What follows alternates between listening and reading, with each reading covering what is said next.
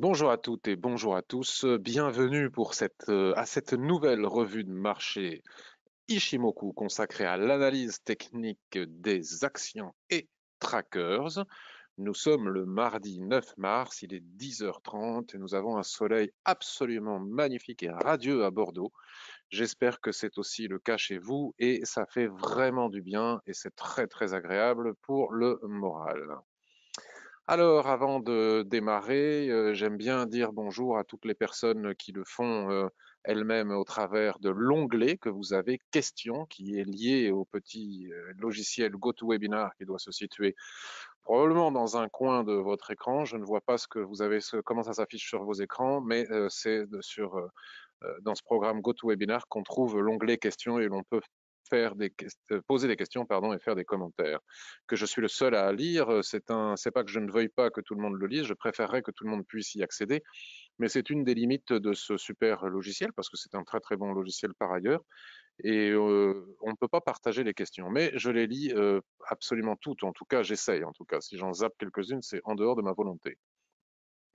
Donc bonjour Dominique, bonjour Christian, bonjour William, Damien, Didier, Armand, Guy, Jacques, William, Domenico, Philippe, Béatrice, Xavier, Alain, Patrick, Franck, René, Didier, Rodolphe et Denis.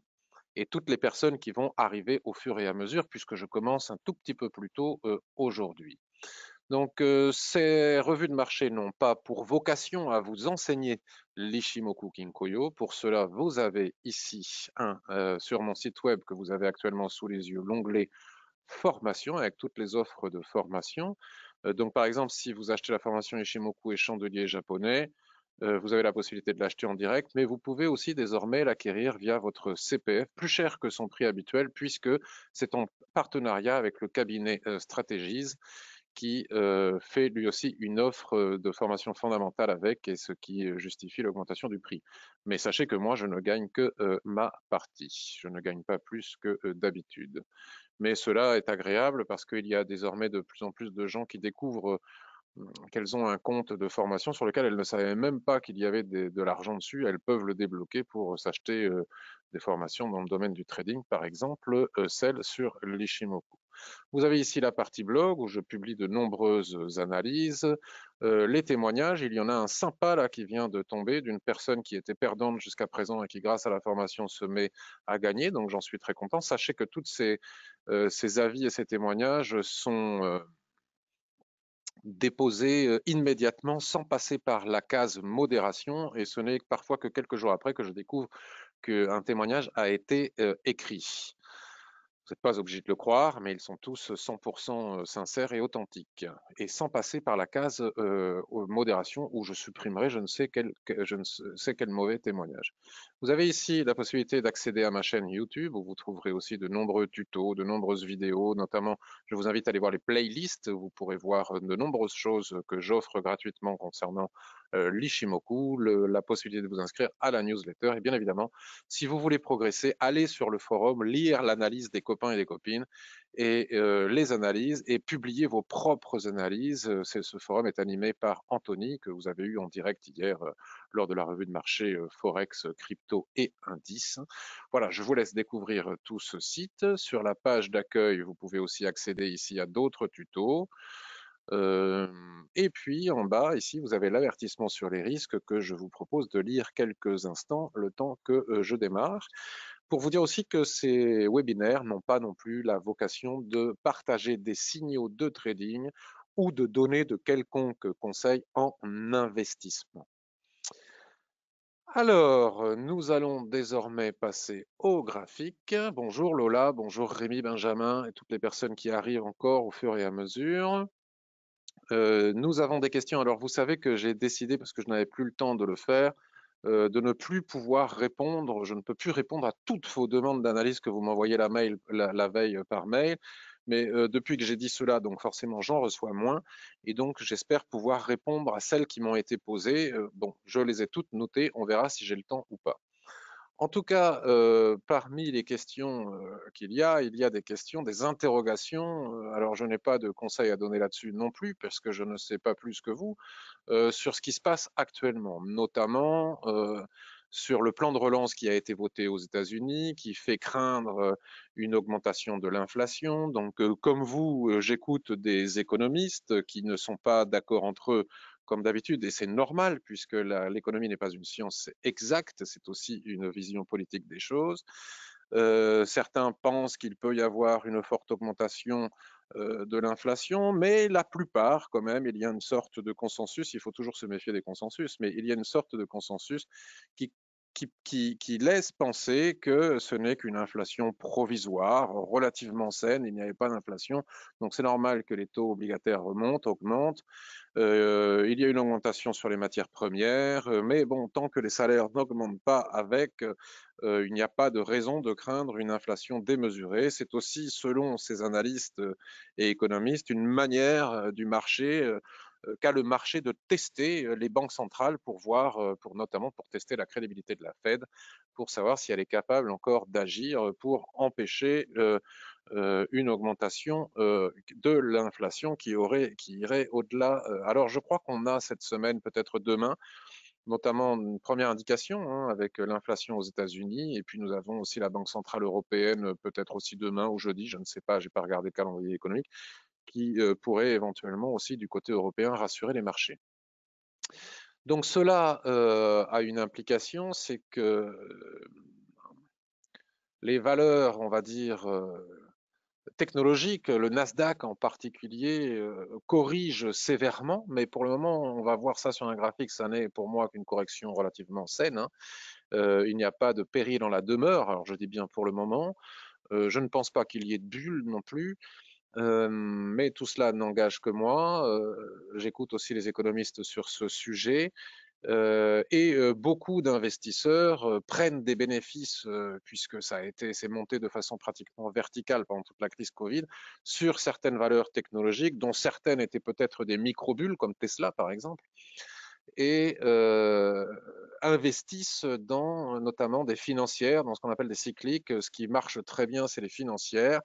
Maintenant, la question est de savoir s'il est encore temps de rentrer sur ces financières ou si ce ne serait pas déjà trop tard, parce que ce qui arrive quand le particulier est perdu, qu'il voit qu'il faisait de beaux bénéfices sur Apple, par exemple, qu'il avait déjà acheté très haut, ou sur les énergies renouvelables, par exemple, et puis d'un seul coup ça baisse, il voit ses bénéfices fondre, il vend, alors des fois à perte pour se ruer, puisqu'il a entendu ça à la radio sur, je ne sais pas moi, sur Accor ou sur BNP par exemple, ou sur AXA, et lorsqu'il achète BNP, le risque est qu'il l'achète de nouveau trop haut et que le marché se rééquilibre, corrige et se remette à faire monter ces technologies qu'il a vendues. Donc ça crée une sorte de panique.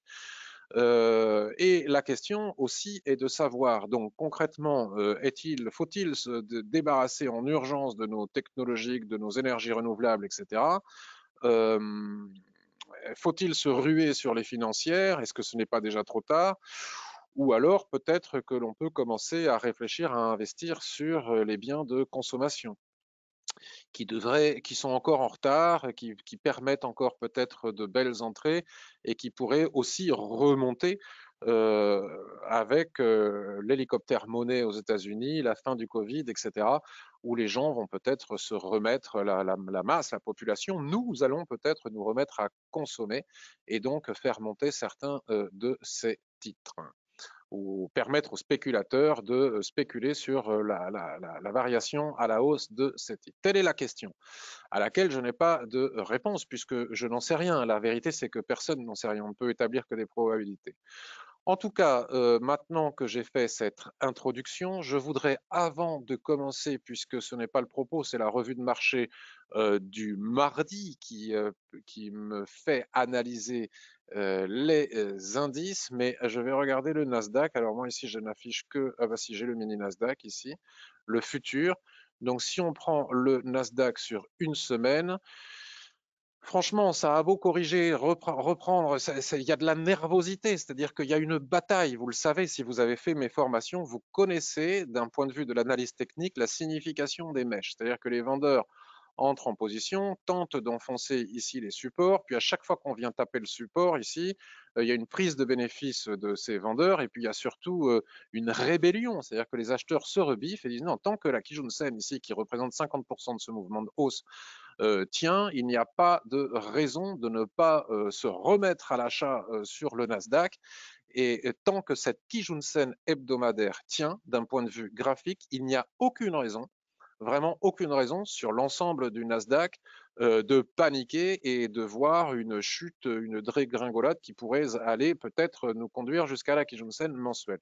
Si on regarde la Kijun-sen mensuelle, si on regarde un graphique mensuel, on voit bien ici, avril 2020, hein, donc post-Covid, 1, 2, 3, 4, 5 mois de montée totalement délirante verticale, on en avait déjà parlé. Ici, nous avons une magnifique configuration, je ne me rappelle plus comment elle s'appelle, je l'ai sur la langue, là nous avons une magnifique configuration de continuation haussière, et puis badaboum, nous avons ici un doji, deux doji, qui nous avertissaient déjà, vous voyez, comme quoi l'analyse graphique était déjà explicite et qu'il n'y a pas véritablement de surprise d'un seul coup parce qu'on découvre que les taux obligataires remontent. C'était déjà inscrit dans l'analyse technique depuis 2 mois avec cette succession de doji qui annonçait une correction. Maintenant, les chandeliers japonais annoncent des corrections, annoncent des essoufflements, mais ne donnent pas d'objectif. Pour cela, nous avons d'autres outils de l'analyse technique, comme par exemple les Shimoku. Donc, tant que la Tenkan-sen ici, qui doit correspondre grosso merdo à la Kijun-sen hebdomadaire, n'est pas franchie, cette configuration de 2 dojis successifs, et peut-être si ce chandelier venait à être confirmé en fin de mois d'étoiles du soir, tant qu'on ne passe pas sous la Tenkan-sen, il n'y a pas de péril en la demeure. Et puis après, nous avons à 11 000 ici un autre point de support, et on pourrait tout à fait retrouver la Kijun-sen mensuelle, que ce ne serait toujours pas dramatique. Alors ça peut être dramatique pour des gens qui ont acheté Tesla tout en haut, mais sinon, dans l'absolu, ce n'est pas dramatique. Voilà pour l'analyse globale du Nasdaq, puisqu'on parle beaucoup du Nasdaq en ce moment. Le Nasdaq baisse, le Dow Jones monte, c'est normal, puisque les gens se débarrassent de leur tech, prennent des bénéfices sur leur tech et se ruent sur les valeurs cycliques et consommation financière, etc. Maintenant, si on revient sur le marché action, je vais essayer d'aller très très vite puisque l'idée est de tenter de répondre à des questions d'un point de vue de l'analyse technique. On peut s'interroger. Après, j'ai lu, alors je vais vous les lire, j'ai des gens qui me se posent des questions pour savoir ce qu'ils doivent faire puisqu'ils étaient en gain sur certaines actions, puis ils sont désormais en perte. Alors la question, la réponse à la question est toujours la même. Tout dépend de ce que vous faites. Si vous faites de l'investissement sur du long terme, sur 4, 5, 6, 7 ans, selon moi, et ça n'engage que moi parce que je ne donne pas de conseils en investissement, il ne s'agit que de ma vision et vous n'êtes absolument pas, euh, vous ne devez pas en tenir compte sans votre propre analyse. Selon moi, il n'y a pas de raison de paniquer. Selon moi, il y a même des raisons de renforcer des positions. Mon propre portefeuille que je vous montre régulièrement, que je montre aussi en réel, j'ai mon PEA et j'ai mon portefeuille compte titre. Dans mon portefeuille compte titre, je souffre. Je suis en baisse sur de nombreuses actions. Par exemple, l'Ixor ETF New Energy a perdu je ne sais pas combien de pourcents, mais je suis en baisse. Qu'est-ce que j'ai d'autre? Albioma, j'ai une forte baisse. Samrise, forte baisse. Engie, n'en parlons pas. Même sur le MSI World, j'ai de la baisse. Sur le Lixor Robotics, je suis en baisse. Sur les technologies disruptives de l'Elixor LETF, je suis en baisse. Sur EDP Renovive, je l'ai acheté là récemment après une forte baisse. Mais ça ne m'inquiète pour le moment, en tout cas, pour le moment, Prosus aussi, ça ne m'inquiète absolument pas. Et personnellement, et encore une fois, ça n'engage que moi, je profite de certaines baisses pour me renforcer, pour racheter. Parce que je ne pense pas que le monde va changer d'un seul coup. On ne va plus s'intéresser aux renouvelables. Les renouvelables, elles ont, comme certaines technologies, que c'était des microbules, elles ont tellement monté. Et n'oubliez pas que j'ai publié sur Twitter récemment et partout sur les réseaux sociaux, et peut-être même l'ai-je dit en direct lors de euh, mes revues de marché, que pour la plupart des énergies renouvelables, le surachat était tellement extrême qu'il ne s'agissait même pas d'envisager d'acheter les Kijun-sen hebdomadaires. J'ai bien prévenu, j'ai bien averti. lorsque les prix ici sont revenus chercher les Kijun-sen hebdomadaires, j'ai dit attention, c'est probablement pas des niveaux suffisants pour acheter parce que le surachat est tel que la probabilité est extrêmement importante pour qu'on aille chercher les Kijun-sen mensuels. Donc pour beaucoup d'entre elles, c'est le cas. Donc si on prend par exemple le NEON, je vais enlever les niveaux que nous avons ici, qui pour le moment ne servent plus à grand chose. Tac, la ligne de tendance haussière ici est cassée et regardez la réaction des prix sur la Kijun-sen mensuelle.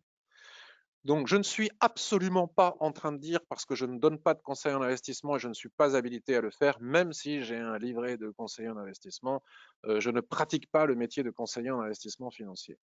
Mais si quelqu'un croit, si on pense que les énergies renouvelables. Alors attention, NEON, il y a des résultats d'entreprise, me semble-t-il, demain, le 10 mars, hein, donc je parle dans la globalité et pas spécialement de NEON. Si on pense que les énergies renouvelables vont profiter des plans de relance, vont avoir le vent en poupe, c'est le cas de le dire, vont briller au soleil dans les années qui viennent parce qu'il y a une volonté populaire des gouvernements, etc., poussée par les peuples d'amélioration, de se débarrasser de plus en plus des énergies fossiles pour aller vers le renouvelable, et c'est le cas aussi pour l'hydrogène, où le renouvelable va être tout à fait nécessaire, alors je ne vois pas pourquoi nous ne pourrions pas tenter de profiter de ces replis sur les Kijun-sen mensuels pour investir sur 5 ans, 4 ans, 7 ans. Ce qui n'est pas du tout la même chose que le trading, que le swing trading. Si on fait du swing trading, alors effectivement, on pouvait aussi profiter de la touchette ici sur la Kijun-sen pour pouvoir prendre des bénéfices et les prendre relativement rapidement sur quelques jours, quelques semaines, mais ce sont vraiment des choses différentes. Donc moi, personnellement, je ne jette pas mes titres concernant les énergies renouvelables ou certaines technologiques pour me ruer sur des financières ou sur des hôtels ou des automobiles. Voilà, donc voilà quel est mon point de vue, quelle est mon analyse globale. Maintenant que l'on a fait cette analyse globale, on peut jeter un œil, je parlais de la tech, mais puisque je suis sur ma liste green, on peut regarder les greens. Iberdrola, eh bien, c'est pas compliqué. Si on en a beaucoup parlé d'Iberdrola, si on se met par exemple sur un graphique journalier, le range a cassé. Ici, on a un retour. Donc, par exemple, sur ces niveaux avec cet Arami, et puis parce que c'était aussi des niveaux techniques importants que l'on pouvait retrouver ici ou que l'on peut retrouver. Je ne vais pas perdre de temps parce que sinon ça va être trop long. Je ne fais pas de formation Ishimoku. Vous chercherez de par vous-même. Il y avait ici des niveaux techniques importants qui permettaient d'envisager un rebond.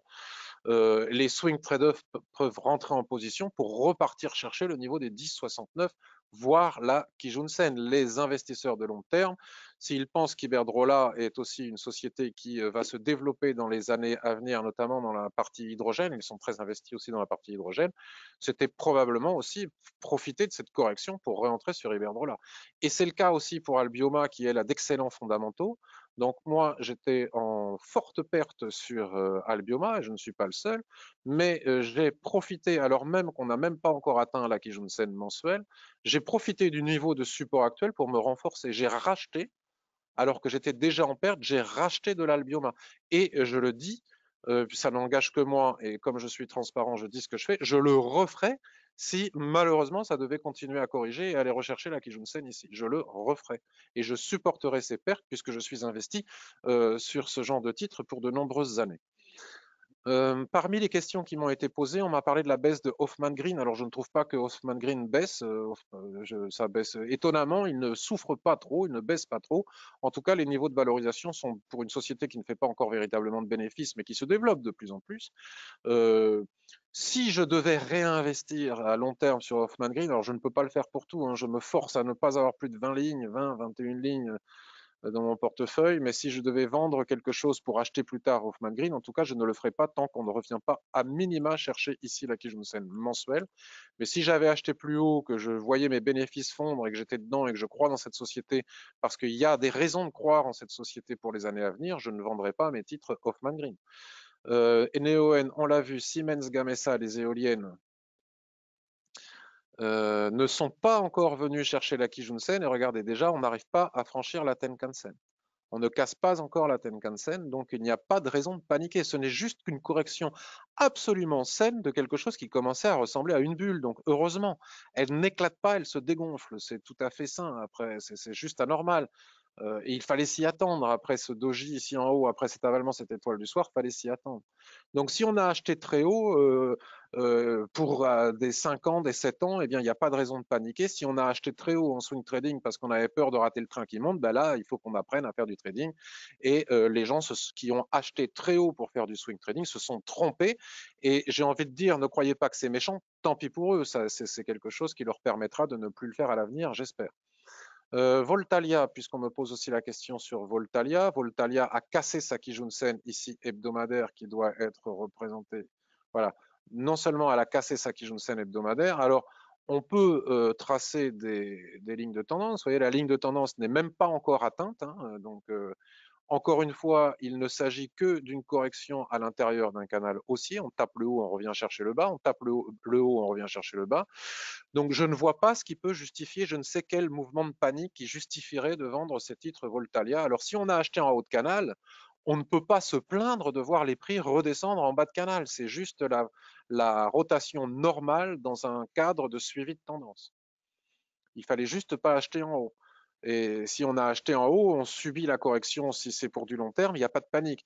Maintenant, si ce canal haussier ici venait à casser, qui correspond ici, voilà, si à la fin du mois, ici, la Tenkan-sen casse et le canal ici casse, alors la probabilité pour qu'on revienne chercher la Kijun-sen, qui ne représente finalement que 50% de retracement de toute la dernière jambe de hausse, donc rien que du normal, alors la Kijun-sen serait la prochaine cible. Donc si on veut acheter Voltalia, on peut acheter ici, en sachant, pour profiter de la correction, parce qu'on croit en l'avenir de Voltalia et des renouvelables, en profitant de la correction, c'est un bon point d'achat potentiel. Alors, s'il y avait des chandeliers de retournement en hebdomadaire sur cette ligne de tendance, ce serait beaucoup plus prudent que d'attendre ces chandeliers de retournement, ne pas forcément le faire avec un chandelier baissier tant qu'on n'a pas de signaux de retournement. Encore une fois, je ne fais pas de formation en trading ici et maintenant. Alors il faudrait accepter de courir le risque que les prix reviennent chercher la Kijun-sen en se disant bah, s'ils reviennent chercher la Kijun-sen, je me renforcerai à niveau sur ces niveaux. Et puis peut-être que finalement on perdra encore davantage et qu'à un moment donné il faudra accepter de s'être trompé. Mais c'est le jeu de l'investissement. On ne peut pas s'en lamenter comme je vois un petit peu sur les réseaux sociaux. Voilà. Et en swing trading, si on a un chandelier de retournement ici sur la borne basse de ce canal haussier, et qu'on entre avec un chandelier de retournement, qu'on vise le haut du canal par exemple ici et un stop sous la Kijun-sen, et bien à ce moment-là, si on tape le stop, on tape le stop, c'est le jeu. Sinon, si on ne veut pas subir ce genre de choses, on ne fait pas de trading, on ne fait pas d'investissement. Solaria. Alors regardez la correction massive sur Solaria, mais cette correction massive se termine ici sur la Kijun-sen. Les personnes qui veulent investir pour profiter de cette baisse qui est quand même, je ne me rappelle pas comment on fait pour mettre l'outil de pourcentage, mais on était à 31, on est descendu de 50% quand même. Hein, le titre a perdu 50%. C'est pas rien. C'est juste gigantesque entre le plus haut et le machin. Mais bon, on a monté de combien aussi par le passé.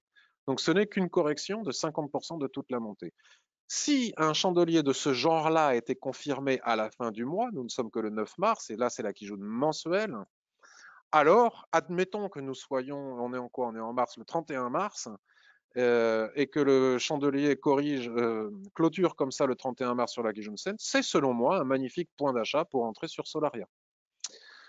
EDP Renovables, donc moi personnellement, je n'ai pas attendu la fin du mois. J'ai acheté des niveaux, je ne sais plus combien, il faudrait que je regarde sur Bourse Direct. J'ai acheté je suis en gain, j'ai acheté en dessous, là, 16 et quelques. J'ai acheté ici EDP Renovables, puisque j'en parle depuis des mois. Vous savez ce que je pense de cette société. Ça reste, et malgré tout, malgré cette correction, ça reste encore suracheté. Donc je ne serais pas étonné qu'on ait des corrections supplémentaires. Regardez comme Ishimoku est quand même bien fait. Nous avons la mèche ici pour le moment hein, qui s'écrase pile poil sur l'extension de la SSB du nuage futur et le corps du chandelier qui travaille ici la Kijun-sen. Donc là, il y a un combat entre les acheteurs et les vendeurs. Donc moi, personnellement, j'ai acheté ce niveau de DP Renova si vous le faites, ne dites pas que c'est moi qui vous l'ai dit, hein, vous le faites à vos risques et périls. J'entends parler de McPhee Energy. Il y a un petit vent de panique sur McPhee Energy. Mais alors, si on a acheté McPhee Energy ici en swing trading, voire même ici, c'est normal qu'on panique et parce qu'on s'est trompé. Je n'ai cessé de dire ces dernières semaines que McPhee Energy était totalement survalorisé et que depuis qu'il a cassé ici ses plus hauts avec ce Marubozu, on ne pouvait pas acheter McPhee Energy. Ce n'était juste pas possible. Et quand on est revenu sur la Kijun-sen hebdomadaire, j'ai dit je pense que le titre continue à être malgré tout totalement suracheté. Il serait sain d'attendre une correction sur la Kijun-sen mensuelle. Bon, tant que la Chikuspan reste au-dessus des prix ici, il n'y a pas de panique. On voit ici des probables chandeliers de retournement, mais si on achète maintenant, on court le risque de voir les prix casser la Tenkan-sen et revenir chercher la Kijun-sen, qui serait un niveau beaucoup plus correct et beaucoup plus sain pour pouvoir acheter en swing trading, en tout cas pour faire du moyen terme. En investissement de long terme qu'on achète ici ou ici, franchement, ça mange pas de pain. Alphen, alors énorme correction sur Alphen, mais en attendant, la correction n'est qu'une correction qui travaille aussi, qui taquine ici sa Tenkan-sen, et pour le moment, il n'y a pas encore de menace d'aller rechercher ici la Kijun-sen. Donc ça reste encore une fois très limité comme correction d'un point de vue graphique, même si au niveau des pourcentages, c'est beaucoup. Nous avons ici un niveau de support et on est en train de travailler ce niveau de support et le surachat commence à être tout à fait résorbé. Mais si ça casse ici, c'est Kijun-sen mensuel direct. Donc vous voyez, rien de nouveau sous le soleil. Et c'est un petit peu pareil pour toutes les autres. On ne va pas tous se les faire. Hein. Plug Power, l'hydrogène, Nextera. Les Américains, on en est, regardez comme la Chikuspan ici surfe sur les niveaux de prix des plus hauts de la crise Covid. On est sur ce niveau de support qui représente au plus haut d'avant la crise de Covid. C'est un chouette niveau de support. Et d'ailleurs, le marché ne s'y trompe pas. Il y a rien de, c'est très technique malgré tout. Hein. On rebondit pour le moment, on travaille des zones techniques. Est-ce que ça va casser ou est-ce qu'on va rebondir à partir de ces niveaux? Si je le savais, je serais milliardaire et il n'y aurait pas de marché. Donc je ne peux établir que des probabilités et accepter ou pas de prendre des risques en fonction de mon ratio money management de 1 pour 2 si j'entre en position par rapport à la Kijun-sen qui est en dessous pour du swing trading ou en investissement, j'investis dans quelque chose dans lequel j'ai une analyse fondamentale qui me permet de penser qu'à long terme, les énergies renouvelables continueront à être des sources de gains. Mais après, je peux tout à fait me tromper. Donc cela n'engage que moi. Donc on revient maintenant sur les techs. Je regarderai vos commentaires, vos questions après. Donc on va faire les techs américaines. Donc qui achète Tesla? J'ai envie de dire qui achète Tesla achète quelque chose d'extrêmement spéculatif et une bulle, donc il ne peut pas pleurer de voir fondre ses bénéfices. Quand on sait que Tesla, la valorisation de Tesla, si je ne me trompe pas, hein, c'est peut-être plus, c'est peut-être moins, est 3 fois supérieure à celle de General Motors, pour une société qui commence à peine à faire des bénéfices, on peut se poser des questions. Donc si on a acheté Tesla ici, je veux dire, la prochaine fois, on saura qu'il ne faut pas le faire. Voilà. Déjà, on n'achète pas les prix quand ils sont trop éloignés de la Tenkan-sen, et puis on n'achète pas un titre après je ne sais combien d'augmentation, alors que c'est un petit peu... donc c'est pas anormal de voir Tesla corriger. Si on regarde maintenant où se trouve la Kijun-sen mensuelle, vous voyez, ça ressemble encore au titre d'énergie renouvelable. Il n'y a pas véritablement de surprise, malgré que ce soit énorme en termes de pourcentage, 30-35% me semble-t-il, si j'ai bien entendu ce que disent les gens à la radio. Tant que la Tenkan-sen mensuelle ne casse pas ici, il y a pas, on est encore que et uniquement que sur le premier niveau de retracement de l'Ishimoku. Donc je vois pas où est la normalité. Ce qui était tout à fait normal, c'était la poussée. Mais ça, on l'avait déjà dit. Maintenant que ça corrige, c'était juste normal. Il n'y a pas de. Les taux ont bon dos. L'inflation dont on entend parler, c'est très bien, mais inflation ou pas inflation, risque d'inflation ou pas, de toute façon, après une telle poussée haussière, il faut bien que ça corrige à un moment donné. Hein. On le sait tous, ça fait des mois et des mois et des mois que je dis le SP500, le Nasdaq sont surcotés.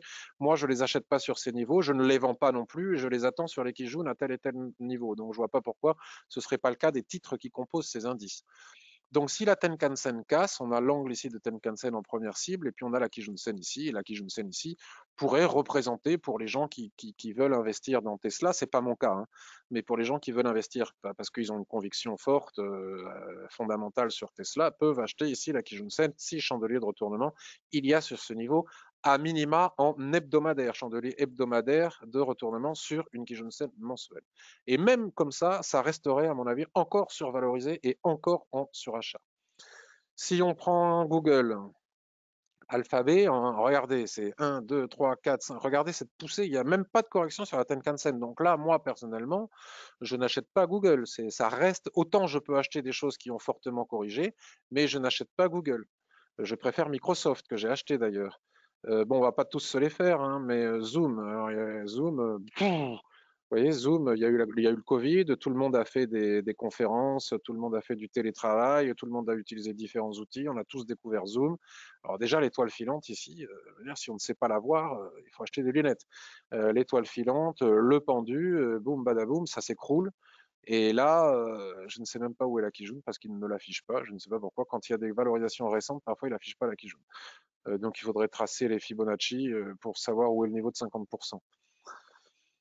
Bon, est-ce que c'était justifié d'acheter Zoom lorsque c'était déjà très très haut, en sachant qu'à un moment donné, c'est sans doute un effet de mode, un effet ce qu'on appelle une valeur Covid, donc il n'y a pas non plus de raison de s'affoler ou de pleurer. Bon, moi, j'ai pas Zoom dans mon portefeuille. Alibaba, je l'ai acheté lorsqu'on a corrigé ici le mois dernier. Anthony, d'ailleurs, dont je parlais tout à l'heure, nous avait averti que la Kijun-sen hebdomadaire posait problème et qu'une fois ayant acheté ici et arrivé sur la Kijun-sen, bon, moi j'ai vu que ça partait à la baisse, j'ai vu ce qui se passait. Je n'avais pas l'envie de garder Alibaba de nombreuses années parce que ça me fait peur. Alibaba, c'est chinois, c'est manipulé, c'est politique, on fait disparaître le PDG Jack Ma, on le fait réapparaître. Il y a de l'interventionnisme d'État et d'un État communiste. En veux-tu, en voilà. Donc bon, je suis sorti, j'ai pris mes gains. Et j'ai bien fait, puisque là, on revient travailler la Kijun-sen mensuelle. Tant que la Kijun-sen mensuelle ici tient, tout va bien. Si elle casse, c'est problématique. Apple, depuis qu'on a divisé le prix par deux, euh, alors Apple corrige violemment. Pourtant, ça reste pour moi un beau titre, Apple, avec voilà, on peut pas dire, personne ne peut dire que ce n'est pas un beau titre, mais ça corrige, hein. Il y a une forte prise de bénéfices sur Apple. La Kijun-sen hebdomadaire a été cassée. C'est pas fréquent, hein, quand on regarde Apple. Parfois, là, c'est quoi ça? Vous voyez, toute la montée qu'il y a eu depuis le Covid, c'est juste délirant, quoi. Il faut bien que ça corrige. Même encore comme ça, c'est trop cher. Donc, c'est juste normal. Donc là, moi, on est sur la Tenkan-sen ici, j'achète pas Apple. Pour moi, ça reste encore trop cher. Si je devais acheter Apple un jour, regardez la Kijun-sen mensuelle, elle est parfaite. Ce serait sur la Kijun-sen mensuelle, mais peut-être n'ira-t-on jamais. Je me souviens, avant la crise du Covid, il y avait des actions comme Téléperformance, Interparfum. Je rêvais de rentrer dedans en me disant si ça corrige sur la Kijun-sen mensuelle. Et j'ai jamais vu arriver. Je l'ai vu arriver que avec la crise Covid. Donc peut-être que ça n'arrivera jamais. En tout cas, moi, j'achète pas Apple ici. Mais si j'ai de l'Apple que j'ai acheté ici, j'ai pas de panique. Je ne panique pas. Il n'y a pas de raison de paniquer. Après, si je l'ai acheté trop haut, bah, tant pis pour moi. Euh, alors, chez les Français, Dassault Systèmes. Alors, les spécialistes, les journaux auxquels je suis abonné, Investir, le revenu, etc., disent qu'il faut profiter de la correction pour acheter Dassault Systèmes. Alors, sur un temps d'investissement long, hein, 5, 7 ans, 4 ans, et non pas pour du swing trading. Pourquoi pas? Ici, la Kijun-sen, ici, ce Dassault Systèmes, la Kijun-sen tient parfaitement. Même un swing trader pourrait acheter ici Dassault Systèmes. Nous ne sommes que mardi, il va y avoir les banques centrales, il va y avoir les chiffres de l'inflation. Le Nasdaq va-t-il entraîner les technologiques françaises qui résistent quand même particulièrement bien? Mais un swing trader qui achèterait ici Dassault Systèmes sur ces niveaux en sachant que nous avons le plus haut ici de janvier, regardez ici, nous avons un niveau de support important. Je pourrais tout à fait comprendre que quelqu'un achète ici la Kijun-sen hebdomadaire sur Dassault Systèmes avec un stop ici au niveau des 159 pour aller rechercher à nouveau les derniers plus hauts, voire rentrer sur la tendance et ne plus en sortir jusqu'à ce que la Kijun-sen casse. Regardez. Pour le moment, elle supporte bien la tendance et qui plus est, nous avons ici aussi une ligne de tendance avec la Kijun-sen qui s'entrelace sur cette ligne de tendance. Donc c'est techniquement un point d'achat pour du long terme de l'investissement ou voir du swing trading qui est justifiable avec un stop dessous, ça peut casser. Mais si on ne veut jamais perdre de trade, à ce moment-là, il ne faut pas trader. Là, on a un ratio de 3 pour 1, de 4 pour 1, je ne sais pas combien, donc on peut prendre le risque. Et si on perd ce trade, ben on en gagnera un autre. Et grâce au ratio, de toute façon, on finira toujours gagnant. Si on envisage le trading avec cette qualité de money management et l'application stricte et rigoureuse du ratio minimal de 1 pour 2, il n'y a pas de raison d'avoir peur de faire du trading. Ça finit toujours par être gagnant. Toujours. Les gens qui perdent sont ceux qui n'appliquent pas ces ratios.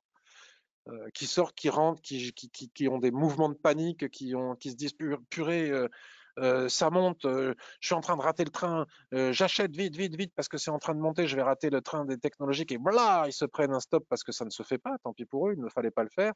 Ou au contraire, ceux qui supportent des stops énormes et puis dès que ça gagne un peu, sortent, donc n'appliquent jamais le ratio, n'appliquent aucun money management, n'ont pas de rigueur psychologique, ce qui est très difficile à obtenir et que j'ai mis moi-même des années à y arriver, parce que c'est très dur psychologiquement, eh bien, eux, ils perdent, mais c'est pas la faute au trading ou à l'Ishimoku ou à je ne sais pas quoi qui ne marcherait pas. Ce n'est que de leur problème psychologique, de biais psychologique. Néanmoins, Dassault Systèmes, malgré ce que je viens de dire, reste un petit peu comme Apple, etc., reste complètement suracheté. Une autre possibilité, mais on peut aussi, à la fois il faut accepter de faire un achat sur la Kijun-sen hebdomadaire comme je viens de le montrer, en sachant qu'on peut perdre, mais si on perd, il n'y a pas de problème, on a le ratio. Je parle là pour des traders, hein, et non plus pour de l'investissement. On peut aussi ne pas le faire pour voir, par exemple, que la Kijun-sen mensuelle sur Dassault Systèmes est juste fabuleuse. Elle n'a jamais été cassée. Elle n'a jamais été cassée depuis 2011, regardez. Par contre, si on l'attend, ça, et ici, c'est la Kijun-sen hebdomadaire, la Tenkan-sen mensuelle. Par contre, il y a des gens depuis 2015 qui se sont dit ça, on est en 2021, et ils n'ont eu l'occasion que de le faire qu'en 2018, vous imaginez? Puis une nouvelle occasion avec la crise Covid, tous les 2-3 ans. Maintenant, on peut aussi ne pas acheter la Kijun-sen hebdomadaire ici parce qu'on a peur, c'est un biais psychologique qui est justifié, parce qu'on considère que c'est survalorisé, parce qu'on considère que c'est suracheté, l'écart entre la Tenkan et la Kijun-sen est trop important, parce qu'on considère que ça va continuer à corriger sur le marché de la technologie et attendre un retour ici sur la Kijun-sen. Mais à ce moment-là, il faut accepter que peut-être que ce retour sur la Kijun-sen, on va très vite le voir ou on peut ne pas le voir pendant 3 ans. Il faut faire des choix et les assumer. C'est pas bien compliqué.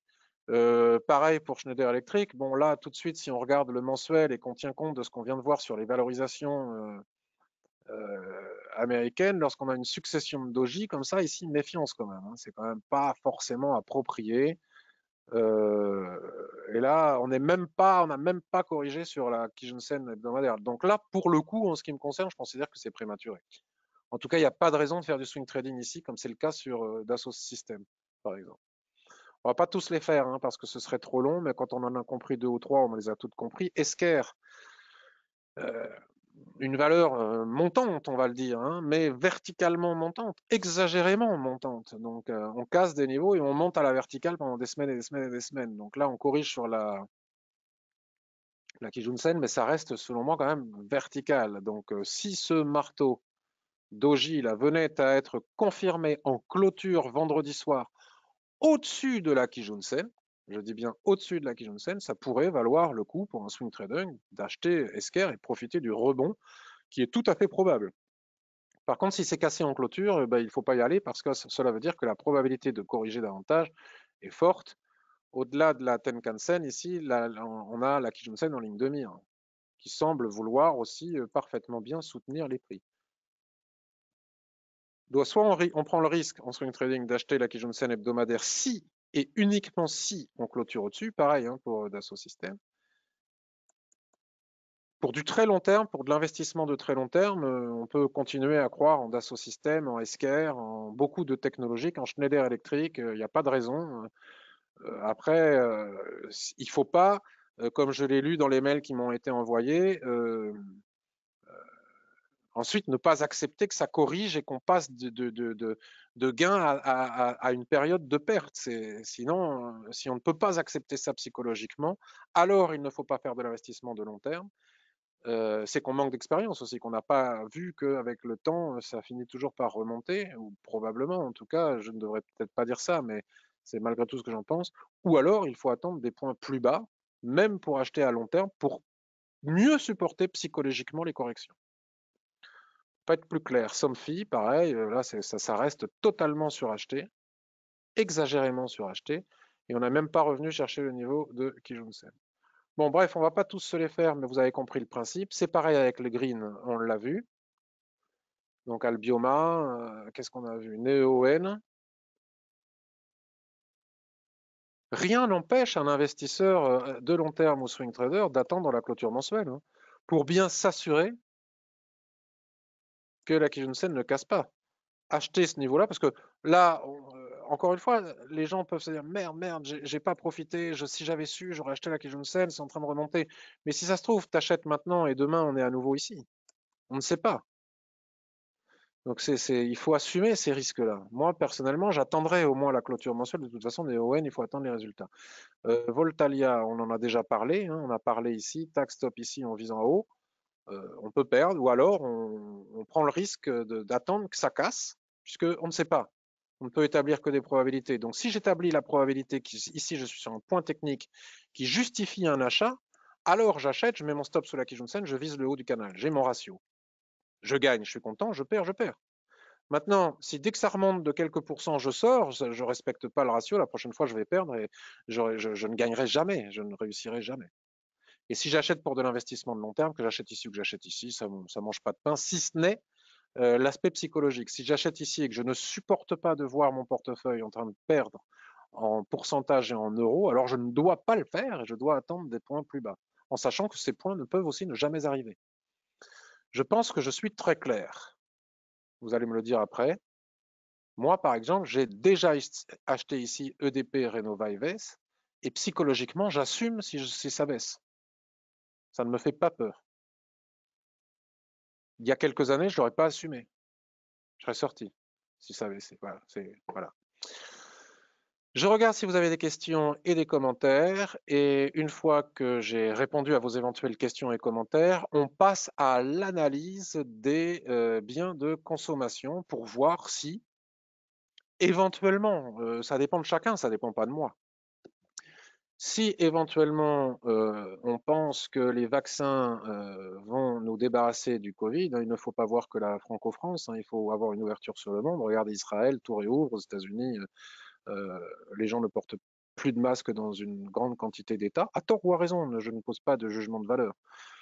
Eh bien, peut-être que sur les financières, je ne vais même pas en parler parce que selon moi, c'est trop tard. Acheter, on va en faire qu'une, on va faire BNP. On va prendre BNP, mais on pourrait parler d'AXA, on pourrait parler de. On va même pas regarder le graphique mensuel parce que si on regarde le graphique mensuel, j'ai dit la semaine dernière, tant que la Chicouspan ici ne casse pas la ligne de tendance, on ne peut pas acheter. Et pourtant, les prix ont continué de monter. Je n'ai pas eu tort, je respecte mon outil d'analyse technique.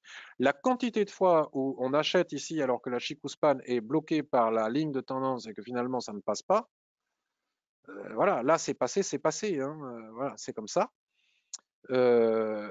Maintenant, si on ne tient pas compte de l'analyse technique et qu'on se dit oh là là, ça monte, les financières, ça monte, bon, acheter BNP maintenant correspondra à acheter Tesla il y a 2 mois. Enfin, je veux dire, on attend une correction. On n'achète pas quand les prix sont trop loin de la Tenkan-sen. On n'achète pas sous résistance ici. Regardez, on n'achète pas sous résistance et on n'achète pas sur résistance mensuelle. Autrement dit, la SSB ici, regardez, pile poil.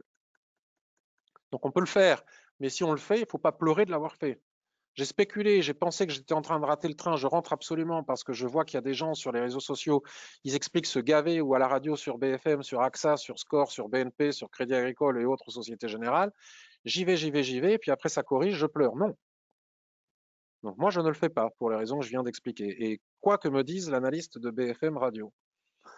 Euh, donc du coup, je regarde vos questions, vos commentaires et on passe à d'autres cycliques bien de consommation parce que il y a, c'est normal en plus, les taux, les banques vont enfin gagner de l'argent s'il y a une augmentation des taux. ce qui reste à démontrer. Donc, plouf, ça pourrait faire plouf, hein, ça pourrait faire pchit très très vite aussi, les financières, comme ça a souvent été le cas par le passé. Mais peut-être peut-on acheter d'autres titres. Je me suis fait une liste. Euh, Saint-Gobain, Publicis, Danone, Coca-Cola, Starbucks, Maison du Monde, Heineken, et ainsi de suite. Alors les immobilières, là, les foncières, ça me paraît un petit peu très très très très risqué, donc on va pas le faire, hein. Prenons Eiffage par exemple, ça me paraît trop tard encore une fois. Mais ce n'est pas pour rien, regardez mon portefeuille, ce n'est pas pour rien s'il y a déjà quelques semaines, je me suis payé ce petit ETF, l'Ixor Immo Euro PEA, parce que non seulement il n'y a pas que du bureau et du centre commercial, mais il y a aussi beaucoup d'autres titres immobiliers, notamment européens, allemands, etc., qui sont très solides. Et ce n'est pas pour rien que je me suis payé cet ETF il y a quelques semaines et que je vous en ai parlé. Voilà, j'ai un petit fonds comme ça d'IMO grâce à cet ETF. Mais là, tout de suite, maintenant, aller acheter de l'EFAGE construction, donc là, hein, ou du Vinci, ou du Clépierre, ou non.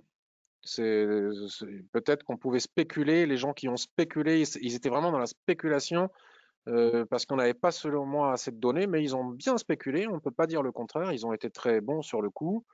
Mais là, maintenant, sur les niveaux de valorisation actuels, à minima, on attend des corrections. Donc, qu'est-ce qui nous reste? Si on a peur des techs, si on a peur des énergies renouvelables, si on ne veut pas rentrer sur les financières parce qu'on pense qu'elles sont surélevées, elles sont montées trop vite, trop fort, et qu'elles vont probablement corriger, notamment si ça fait pchit au niveau des prévisions d'inflation, ou que la Banque centrale américaine siffle la fin de la récréation. Il nous reste celles qui sont en retard, c'est-à-dire les consommations.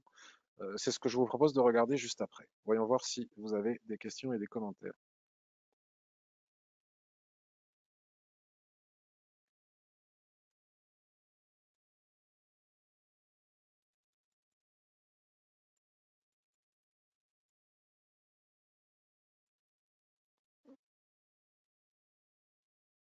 Alors, je lis. Bonjour Eline, toutes les personnes qui sont arrivées en retard. Enfin, en retard, non, vous arrivez quand vous voulez, mais après le début.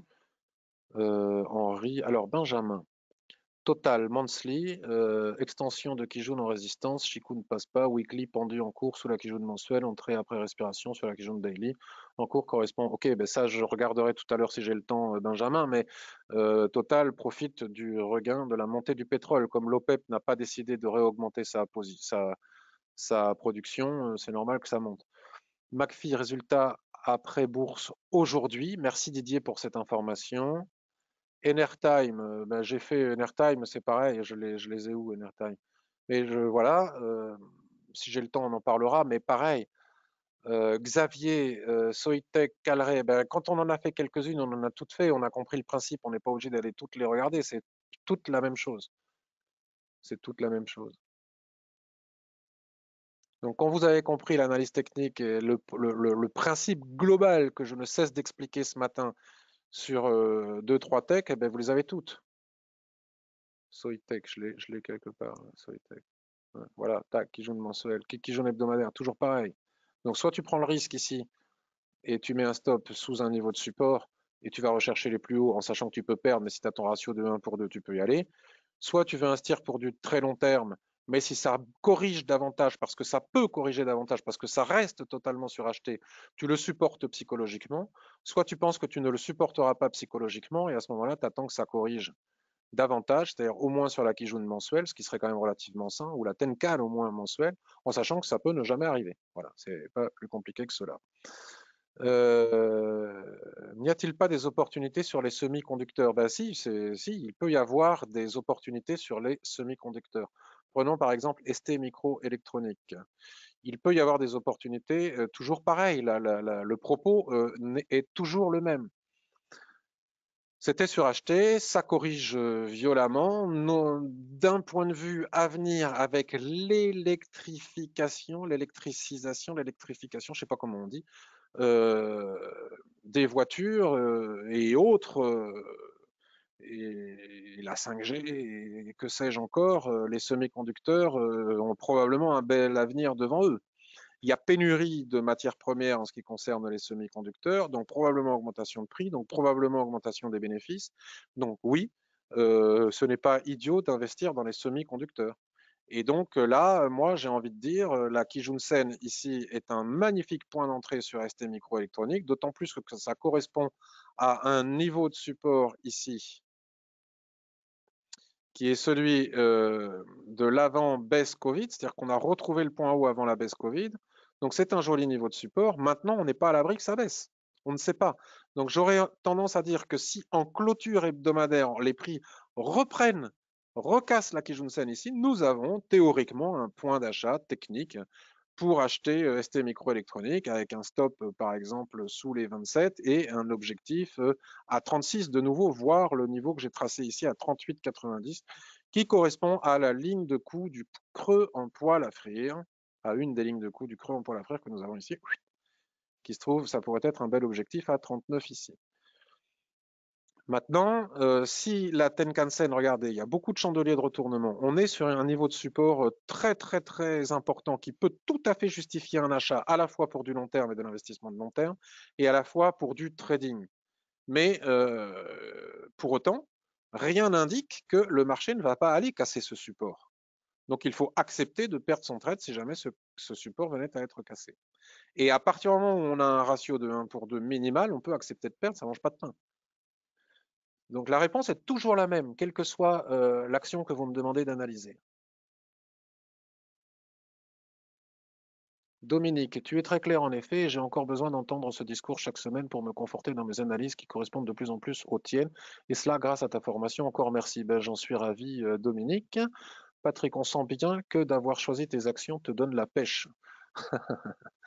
De temps en temps, vous prenez comme référence la Kijun mensuelle et d'autres la SSB. Y a-t-il une raison particulière? La raison particulière, c'est que la SSB plate et la Kijun sont des niveaux de support résistance extrêmement importants et qu'on tient compte des deux de la même manière. Soitec, y a-t-il un range daily? Nous sommes sur la borne basse. Point d'interrogation. Soitec, Soitec, Soitec, Soitec. Alors, on a bien un twist ici.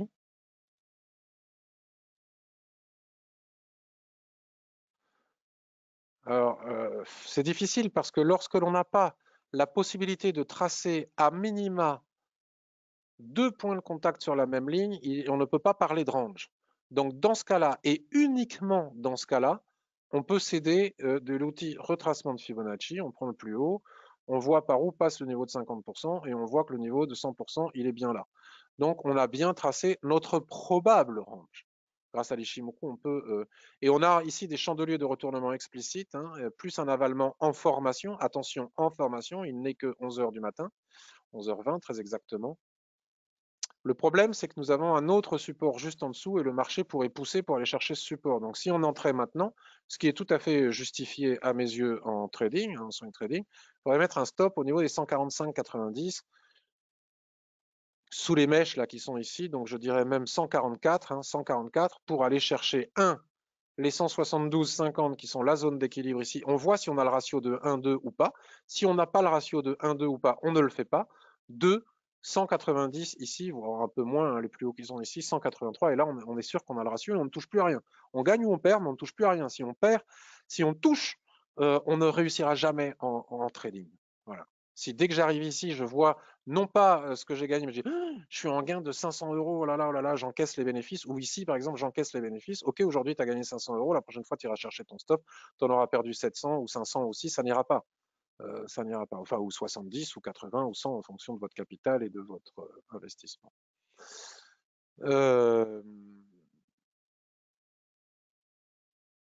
Et encore une fois, la Kijun-sen hebdomadaire en soutien ici. Voilà. Mais ça peut casser. Et si ça casse, c'est direct Tenkan-sen. Voilà. Donc on passe au conso. Alors je ne les ai pas toutes faites, hein. Alors on va regarder certaines actions américaines pour changer. Visa, bon, suracheté, hein, vu l'écart entre la Tenkan et la Kijun-sen. Voilà, je vous le montre parce que sur un niveau de résistance, bon, si on a du visa, c'est une zone de prise de bénéfice. Si on n'a pas de visa, on peut attendre un retour sur la Kijun-sen et ça pourrait être intéressant pour les semaines, les jours, les mois à venir. Voilà, bon, pour le moment, on en est loin. Ou une cassure, pullback et on rentre dedans. Euh, Alphabet, Apple, Microsoft, on n'a pas regardé, mais moi j'aime bien Microsoft. Je pense que Microsoft, une fois qu'on va se calmer sur le Nasdaq, c'est parmi celles qui ont le moins baissé. Et si on doit acheter des actions du Nasdaq, je pense qu'il faut saisir l'opportunité de celles qui ont le moins baissé pendant cette petite dégonflement actuel. Alors Michelin,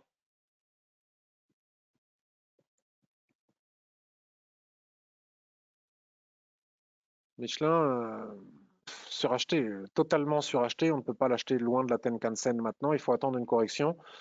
Mais donc on ne va pas en parler davantage que cela. Il y a un niveau de résistance qui est juste au-dessus, là, vraiment pas loin des niveaux où on est, un plus haut historique d'ailleurs. Donc soit on casse ce niveau historique et on reprend la marche, soit on attend une correction sur Michelin. Seb, alors si les gens dépensent leur argent, on va peut-être acheter des robots Seb, des aspirateurs ou que sais-je. Seb, ben là, c'est les résultats, je pense, hein, ça n'a pas, non, pas plu du tout. On était sur un niveau de résistance, voilà, avec un autre niveau de résistance juste au-dessus dont il faut tenir compte. Je pense qu'il y a eu les résultats ici qui ont déçu. Je ne vois pas d'autres explications, hein. Rien qu'à la vue du graphique, je dirais cela comme ça. Là, on peut peut-être tracer une ligne de tendance. Je vais très vite. La cassure ici de la Kijun-sen, en clôture, je dis bien en clôture, vendredi, pourrait justifier en swing trading un achat, encore une fois, avec un stop sous ce Marubozu baissier. Faire attention à la Tenkan-sen et pour revenir chercher ici les 153. De là à investir à long terme dans Seb, tant que ça n'a pas cassé ici les plus hauts historiques, c'est pas ma tasse de thé. Mais en swing trading, il y a probablement quelque chose à faire. Je ne regarde pas le daily, etc. Vous le ferez, hein, sinon on n'aura pas le temps. Saint-Gobain. Alors, on en entend beaucoup, beaucoup parler de Saint-Gobain. À juste titre. Profiter des plans de relance, profiter de la rénovation énergétique des bâtiments. Mais, voilà, la problématique, c'est que c'est suracheté. Donc, si on achète Saint-Gobain maintenant parce que l'analyste d'investir de Le Revenu ou de BFM Business nous a dit Saint-Gobain, c'est super parce que ça va profiter des plans de relance, parce que c'est une société qui s'est restructurée, qui a des fondamentaux beaucoup plus sains que par le passé et qui va profiter de la rénovation énergétique des bâtiments, on achète maintenant. Il faut accepter que si on achète maintenant, il puisse y avoir une correction parce que c'est totalement suracheté. Donc, il faudrait à minima revenir chercher la Kijun-sen journalière. On n'achète pas maintenant sur ces niveaux de valorisation en surachat. Publicis. Je cherche, hein. Alors, Publicis. Publicis, regardons un graphique hebdomadaire, c'est pareil, c'est totalement suracheté. C'est-à-dire que là, alors vous faites peut-être partie des gens qui ont acheté ces valeurs par anticipation. Moi, j'en fais pas partie. J'avais été super bon pour choper des valeurs juste après la crise Covid. Et là, j'ai pas été bon pour anticiper sur certaines valeurs cycliques. Donc je suis pas dedans, je suis pas dedans. Et acheter après une telle poussée de tonnes, là, ça revient à acheter quelque chose qui est très haut et à supporter une correction. Donc là, ça me paraît, il n'y a rien à faire, ni en swing trading, ni en investissement, pourquoi pas, hein. On peut croire en Publicis pour du long terme. Moi, personnellement, ce n'est pas non plus ma tasse de thé. Coca-Cola. Alors Coca-Cola, c'est pas mal, hein. Alors attends, on va faire comme ça parce que voilà. Coca-Cola. Alors, j'ai du Coca-Cola dans mon portefeuille. Je vous l'ai dit quand je l'ai acheté. Je l'ai acheté où, comment, etc. Je ne me rappelle plus. Il faudrait que je regarde sur mon. Je l'ai acheté ici, là, sur le. Hein, si je dis pas de bêtises. Le rebond ici sur la SSB. Toujours avec la même histoire que je n'ai pas racontée aujourd'hui, mais que je raconte depuis des semaines à chaque mardi. Plus haut Covid. Plus bas Covid. Société. Je préfère. C'est pour ça que Je parlais juste avant de Publicis, quand je dis c'est pas ma tasse de thé, je rechercherai plutôt des sociétés haussières, toujours haussières, et non pas des sociétés baissières, même si des sociétés baissières aujourd'hui peuvent devenir les haussières de demain et les haussières d'hier, les baissières de demain, hein. Voilà. Augmentation massive des prix, plah, chute Covid, reprise du niveau de 50% entre le plus haut et le plus bas de la crise Covid, autrement dit la SSB hebdomadaire ici, pouf, reprise, repli sur cette fameuse SSB, achat. Et d'un point de vue fondamental, là, je suis bien sur un titre qui pourrait profiter de l'amélioration globale et mondiale sur le plan du Covid. Peut-on l'acheter aujourd'hui? Telle est la question. Là, il y a eu un gap aussi hier, je ne sais pas pourquoi. Tant qu'on est ici sur la zone d'équilibre de la dérive latérale journalière, ce n'est pas une belle zone d'achat. La belle zone d'achat, elle est en bas ici.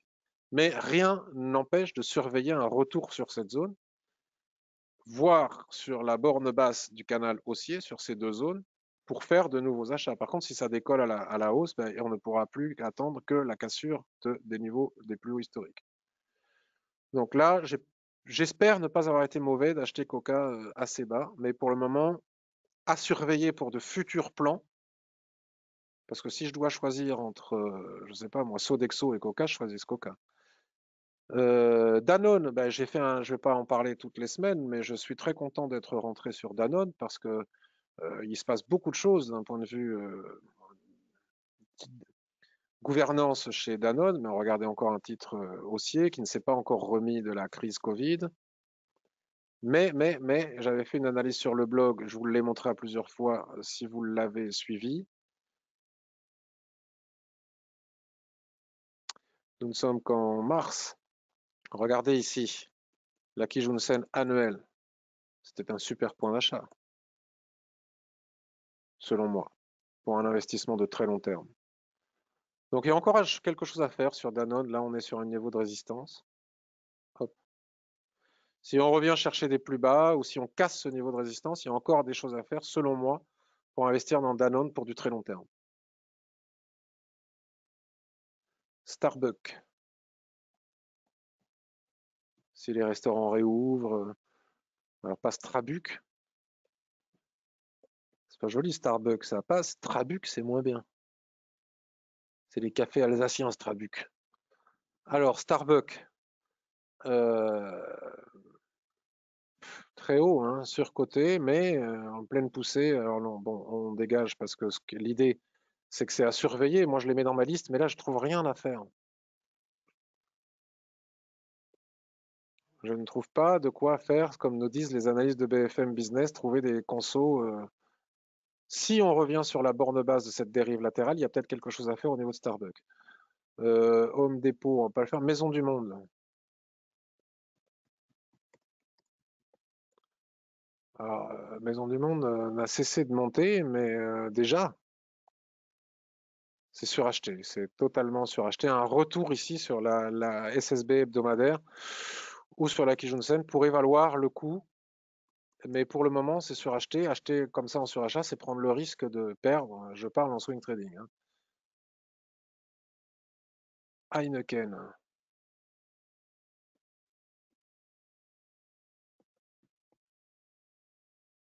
Danone me paraît pas mal. Heineken, prenons de la distance et regardons sur un graphique hebdomadaire. Point haut, alors pas Covid, juste avant le Covid, c'est un peu plus bas le Covid. Point haut, point bas, zone d'équilibre. Et on l'a cassé, on est revenu, on a revisité. C'était quand?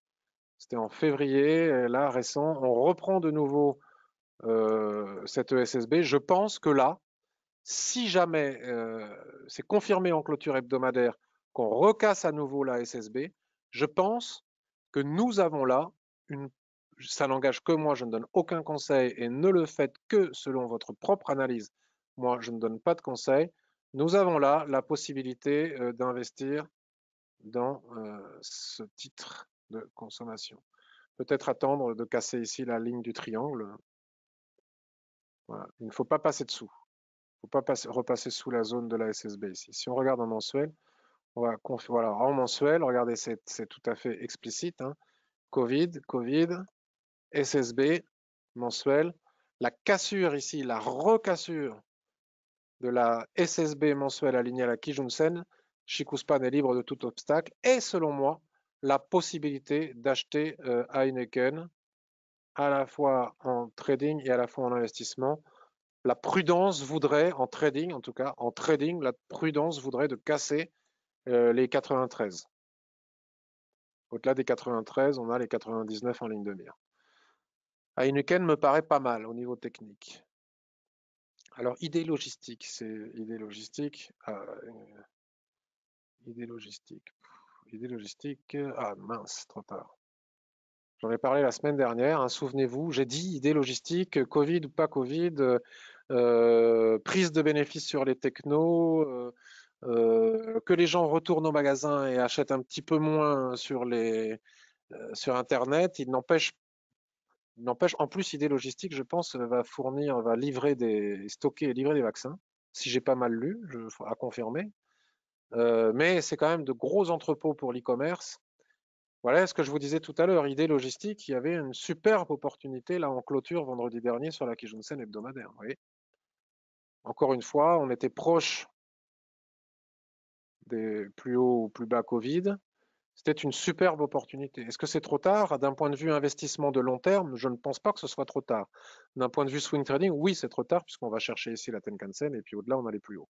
Donc on a ici un niveau de résistance et même si on entrait maintenant avec un stop sous la Kijun et qu'on allait chercher les plus hauts, nous n'aurions plus le ratio de 1 pour 2, donc nous ne pourrions plus rentrer en position. Et il y a un analyste très connu qui publiait hier sur Twitter, il ne faut pas vendre les couteaux qui tombent et tout, il a raison. Il faut attendre, il faut toujours attendre, mais à un moment donné, quand on a des opportunités, on a des opportunités aussi, hein. Si on attend, on les a jamais les opportunités. Là, c'était une opportunité, comme il y en a d'autres sur d'autres actifs, mais le risque de perdre existe. Voilà pour idée logistique. Je regarde ma liste. Edenred.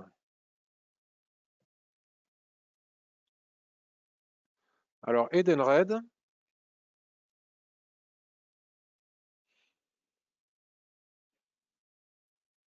je pense qu'à long terme, pour de l'investissement de long terme, on peut investir dans Edenred. Maintenant, ce serait quand même pas mal de casser les plus hauts qui sont juste au-dessus.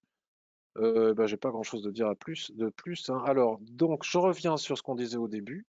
On a Léonard qui nous dit par internet, par mail, que de son côté, il est investisseur de long terme. Donc de long terme. Il a un PEA et un compte titre sur lequel il met 35% de son épargne. L'idée est uniquement d'avoir quelque chose de dynamique.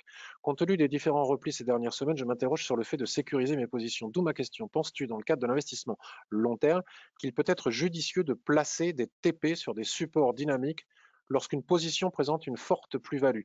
Je pense par exemple à Alphen et McPhee sur lesquels je suis rentré il y a plusieurs semaines et à l'occasion d'un repli sur la Kijun. Dans les deux situations, j'ai fait de très belles plus-values à une période et maintenant je suis en perte. Pas grave car c'est du long terme, donc ça ne m'inquiète pas plus que ça. Tu répètes souvent que tu n'es pas d'avis qu'il soit intéressant de faire des allers-retours sur les marchés actions et c'est pour cette raison que je ne l'ai jamais fait. Qu'en penses-tu? Non, je n'ai jamais dit, ou me semble-t-il, ou en tout cas je me suis mal exprimé, qu'il ne fallait pas faire d'aller-retour sur les marchés. Soit tu fais de l'investissement de long terme sur 5 ans, tu investis sur McPhee parce que tu crois à l'hydrogène, etc., même si c'est une société qui pour le moment ne fait pas encore de bénéfices et tu supportes les replis et ça ne t'inquiète pas plus que ça, donc la réponse est déjà dans ton commentaire. Soit tu fais du trading, l'un n'empêche pas l'autre et tu peux faire des allers-retours. Bien sûr que si, que tu peux faire des allers-retours. Mais si tu investis sur MaxFi parce que tu crois dans l'hydrogène pour les années à venir, il n'y a pas à s'inquiéter des replis. Voilà. De toute façon, tout le début de ma revue de marché répondra à ta question, ou en tout cas exposera mon point de vue par rapport à ta question. Mon point de vue n'est que mon point de vue. Guy, que penses-tu de la chute des actions liées aux nouvelles énergies? J'ai largement répondu en tout début on a fait un gros point sur toutes les renouvelables. McPhee, Hoffman. Hoffman ne baisse pas, hein. Hoffman ne baisse pas. Joe, serait-il possible que tu nous donnes ton avis sur Voltalia? Ça tombe bien, je l'ai fait aussi lorsque j'ai fait le tour tout à l'heure des énergies renouvelables. L'ARES, Argo Blockchain. Alors là, je suis un peu battu parce que tu m'expliques plein de choses sur les cryptos, sur Argo Blockchain et tout, mais j'y connais rien. Je ne suis pas, je peux faire une analyse technique, mais bah,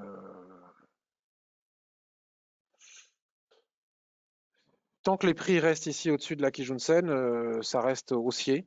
Si les prix cassent la Kijun-sen, c'est bye bye quoi. Prochain support à 1,92. Après, c'est sous-coté. C'est pas le titre de valeur qui me plaise. Il suffit que des grosses mains, là, des fonds baissiers ou mettent quelques milliers, quelques centaines de milliers de dollars pour que ça baisse et ça monte très vite, ou au contraire que les amis de Reddit et autres se mettent à acheter pour que ça monte très haut. Techniquement parlant, tant qu'on est au-dessus de la Kijun-sen, c'est haussier. Jean-Yves, Valneva pour du swing ou du long terme. Alors c'est pas pareil, hein. Valneva. Alors Valneva, ça fait quoi Valneva déjà? Juste par pharmacie, biotechnologie et marijuana.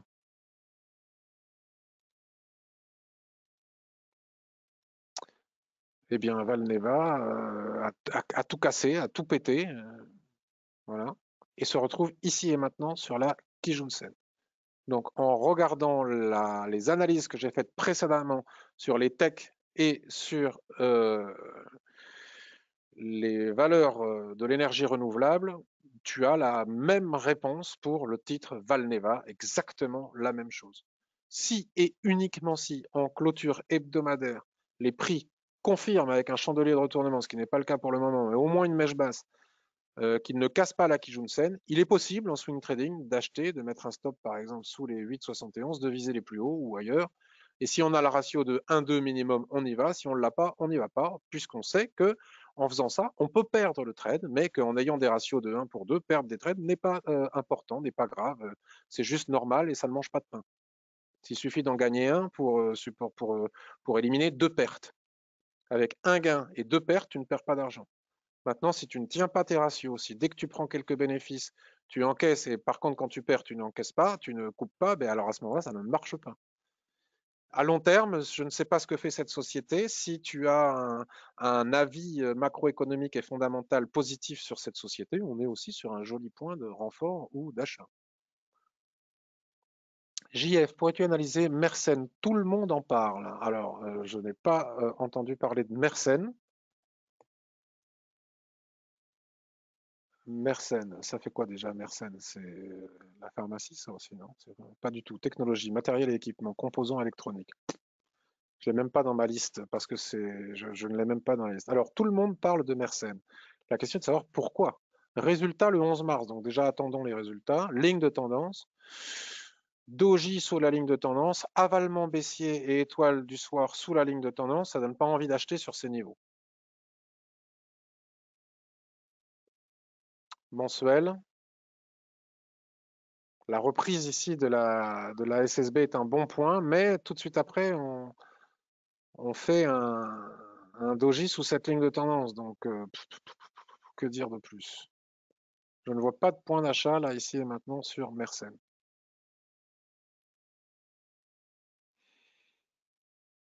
Acheter ici se justifier, toujours pareil, hein, point 50% de retracement de toute la baisse Covid dans une tendance de fond baissière quand même, hein. Euh,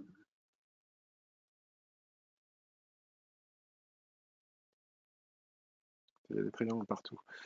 Acheter ici se justifier, acheter ici ne se justifie pas. Avec les chandeliers de retournement actuels et la ligne de tendance ici maintenant, on est plutôt sur une zone de prise de bénéfice. Maintenant, ça peut casser, hein. Si ça casse ici en clôture hebdomadaire les 29, on ira chercher très probablement les 31. Voilà pour Mersenne. Et dernière question, JS. Je regarde toutes les semaines vos vidéos, je vous félicite pour la clarté de vos après. Merci beaucoup, JS. Est-il possible de faire un point sur Europcar qui a bien chuté mais qui connaît une finalisation de son plan de réorganisation et une limitation de sa dette avec des renforcements de partenariats et une entrée plus forte d'un fonds d'investissement? Alors, Europcar, est-ce que Europcar, avec la fin du Covid, si fin du Covid il y a, espérons-le, waouh, depuis 2017, ça a dérouillé quand même, hein.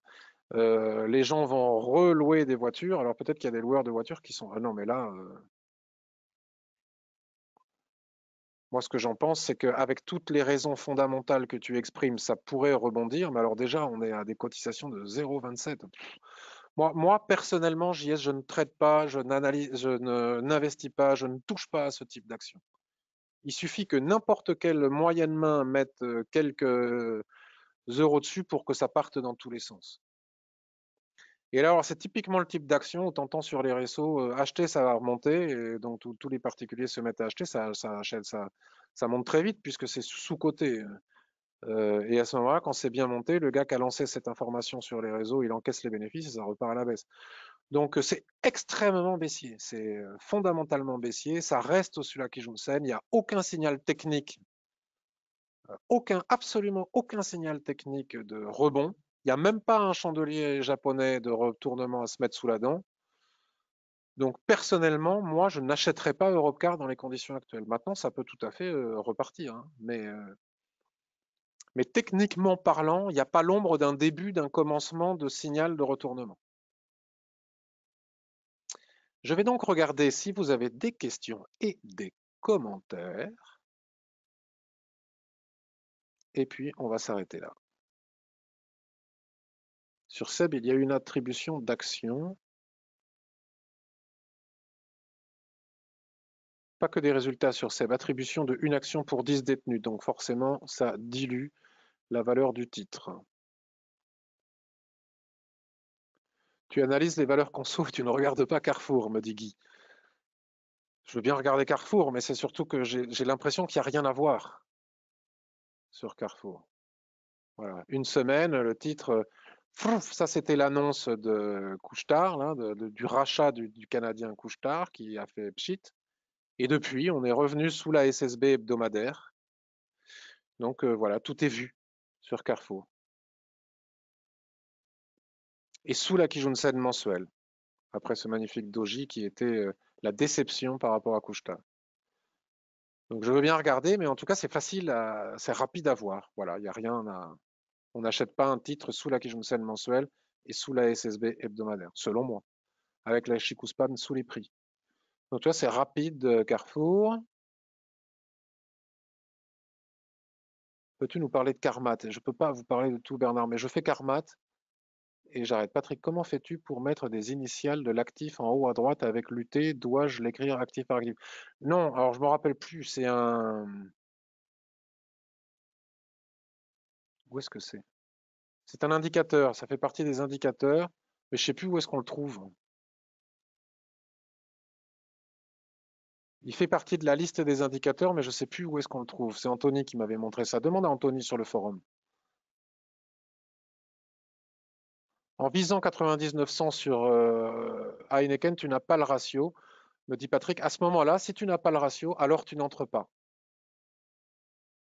Henri, blockchain est intéressant, Patrick. Tu devrais faire cet effort. Mais c'est celui que j'ai regardé tout à l'heure.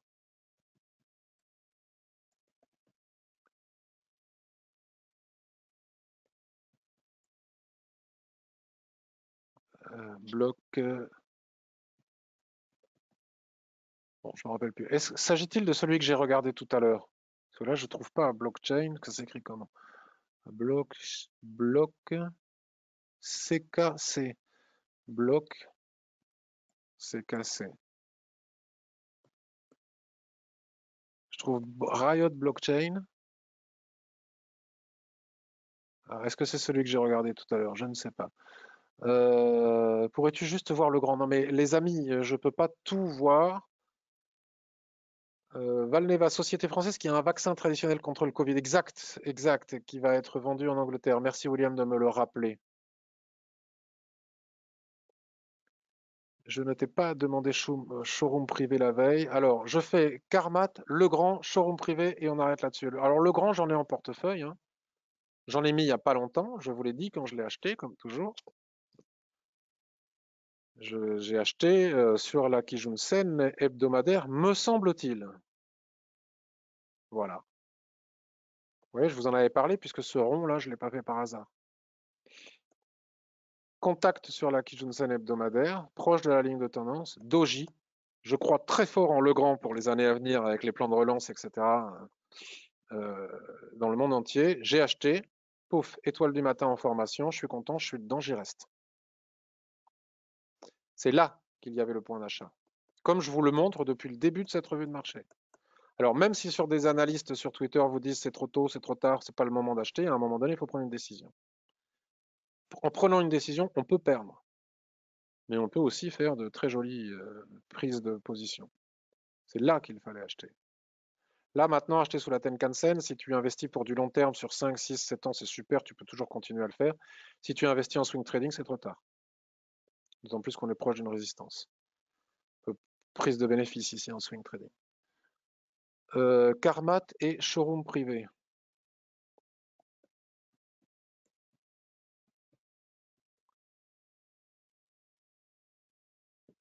Showroom privé est sous la Tenkan-sen, hebdomadaire, loin de la Kijun-sen, totalement suracheté. Donc si on croit en showroom privé, mais faut-il encore y croire? Pile poil sous la ligne de coup ici, du creux en poil à frire. Alors on s'est moqué de moi parce que sur Twitter, ce que je disais creux en poil à frire. Il y a des gens qui préfèrent dire rounding bottom. Moi, je préfère creux en poil à frire, comme le disent les Japonais. Je trouve que c'est beaucoup plus sympa. Ça pétille. Donc là, la ligne de coup du rounding bottom ou du creux en poil à frire justifier une prise de bénéfice. Tant qu'on ne casse pas cette ligne de coup, c'est chaud bouillant. Donc là, la probabilité d'un retour sur la Kijun-sen est fort. Donc prise de bénéfice, achat non. Et Karmat.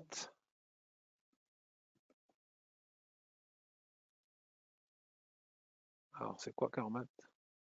Équipement et services de santé, fourniture médicale. Alors c'est volatile parce que ça mèche fort. Karmat, ça mèche très fort. Et là, on a quoi? On va essayer de tracer les supports. Il ne faudrait pas, alors là, si tu as subi toute cette mèche, tu es courageux, il ne faudrait pas que la Kijun-sen casse en clôture. Tant qu'elle ne casse pas en clôture, on peut y rester. Si elle casse en clôture, il faut savoir sortir. Sur du moyen terme. Hein. En un mois, c'est très baissier. C'est très très baissier. La Chikuspan ne parvient pas à casser réellement. Hein. Les prix ont tenté de casser la SSB. C'est bien fait, Ishimoku. Hein. On a besoin de rien d'autre. Vous voyez, j'ai tracé une ligne. Si j'avais pas su tracer de ligne, Ishimoku me l'offre. La SSB mensuelle ici, tant qu'elle ne casse pas, on ne peut pas y aller, quoi. Donc on travaille ce niveau. Sous la Kijun-sen mensuelle, c'est mort. Au-dessus de la SSB mensuelle ici, il y a de l'espoir. En sachant qu'il y a le gap ici, il y a mieux comme action, non? Vous croyez pas? Il y a plus simple. Techniquement, c'est propre, hein? Techniquement, c'est super propre. On repasse, maintenant qu'on a tracé nos niveaux de support et résistance en hebdomadaire, par exemple, il y en a tous les niveaux, et regardez comme ils sont tous respectés. Et regardez comme en plus tous les niveaux de l'Ishimoku sont clairs, nets et précis. Donc voilà, on a tous les niveaux. Là, ici, on était sous résistance, il y a prise de bénéfice justifiée. Les prix reviennent chercher la Kijun-sen, tentent de la casser, mais regardez la mèche, n'y parviennent pas.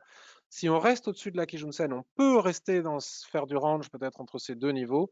Si on casse la résistance des 34,75, bingo.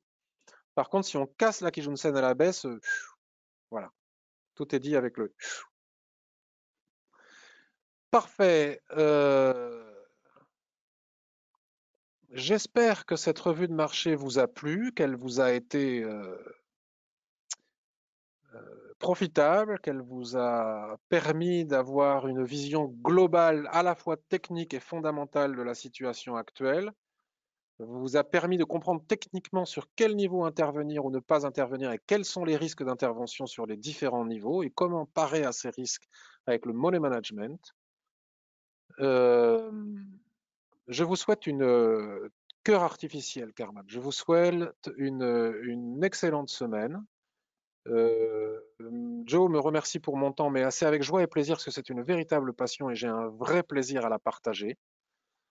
Si jamais vous avez l'opportunité de déposer des avis sur mes formations, n'hésitez pas à le faire. Vous savez qu'ils ne sont pas euh, censurés ni modérés, qu'ils sont publiés immédiatement sans passer par la case censure. Si vous avez l'opportunité de liker, commenter ma vidéo quand elle va être publiée sur YouTube, ben merci de le faire et de la partager massivement sur Twitter, Facebook, LinkedIn ou ailleurs. Ce sera aussi très gentil à vous. Je vous souhaite une excellente journée. Merci à tous. Bye bye.